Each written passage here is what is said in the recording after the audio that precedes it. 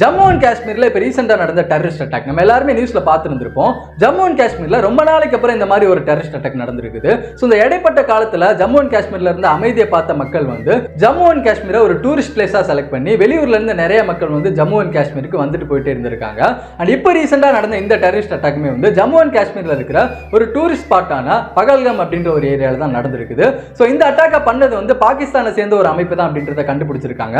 So இதுல வந்து 26 பேர் இப்போ வரைக்கும் வந்து கொல்லப்பட்டிருக்காங்க அப்படின்றது ரிப்போர்ட்ஸ் படி சொல்லப்படுது. அண்ட் இந்த 26 பேர்ல மேக்ஸிமம் நிறைய பேர் வந்து டூரிஸ்டா தான் இருந்திருக்காங்க. லைக் வெளிநாடுகள்ல இருந்து வந்தவங்க, வெளி மாநிலங்கள்ல இருந்து வந்தவங்க தான் நிறைய பேர் இந்த 26 பேர்ல வந்து ஷாட் பண்ணி கொல்லப்பட்டிருக்காங்க. அண்ட் இந்த டெரரிஸ்ட் வந்து ஒருத்தரையுமே சுட்டுக் கொள்றதுக்கு முன்னாடி கன்ஃபார்ம் பண்ணிட்டு தான் சுட்டுக் கொண்டிருக்காங்க. என்னன்னு சொல்லி கன்ஃபார்ம் பண்ணிருக்காங்கன்னா, நீங்க முஸ்லீமா இருந்தீங்க அப்படின்னா நாங்க உங்களை கொல்ல மாட்டோம், ஆனா நீங்க முஸ்லீமா இல்ல அப்படின்னா நாங்க உங்களை கொன்றுவோம் அப்படின்னு சொல்லிட்டு கன்ஃபார்ம் பண்ணிட்டு தான் ஒருத்தரையுமே வந்து சுட்டுக் கொண்டிருக்காங்க. ஸோ இதை வெரிஃபை பண்றதுக்காக அவங்க என்ன பண்ணிருக்காங்க அப்படின்னு பாத்தீங்கன்னா, ஒருத்தரையுமே சுடுறதுக்கு முன்னாடி அவங்களோட ஐடி ப்ரூஃபை வாங்கி செக் பண்ணியிருக்காங்க. அவங்க முஸ்லீமா இருந்தாங்கன்னா விட்டுறாங்க, முஸ்லீமா இல்லை அப்படின்னா ஒருத்தரையுமே வந்து சுட்டு பூசிக்கிட்டு போயிட்டே இருந்திருக்காங்க. ஆனால் அதையும் தாண்டி ஒருத்தரையுமே வந்து வெரிஃபை பண்ணுறதுக்காக அவங்க பேண்ட்டை கலட்டி செக் பண்ணியிருக்காங்க. ஸோ இந்த மாதிரி ரொம்ப கொடூரமா வெறி கொண்டு தான் ஒருத்தருங்களுமே வந்து சுட்டு கொண்டிருக்காங்க.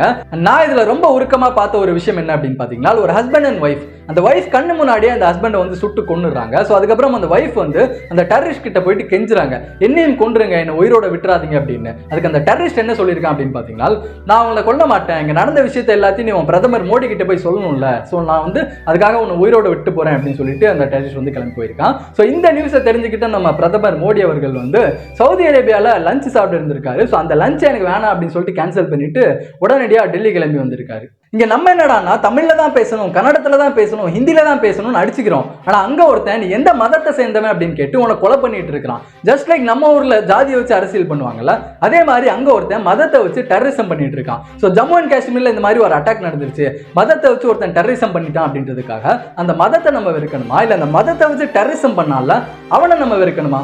என்னை பொறுத்த வரைக்கும் அந்த மதத்தை வச்சு டெரரிசம் ஒருத்தன் பண்ணால அவனை தான் நம்ம வெறுக்கணும், அவனை தான் நம்ம வெளுக்கவும் செய்யணும். ஸோ நம்ம ஊரில் இந்த ஜாதியை வச்சு அரசியல் பண்ணுறதும் அங்கே மதத்தை வச்சு டெரரிசம் பண்ணுறதும் எனக்கு பெருசாக இந்த ரெண்டுக்கும் வித்தியாசம் பெருசாக தெரியல.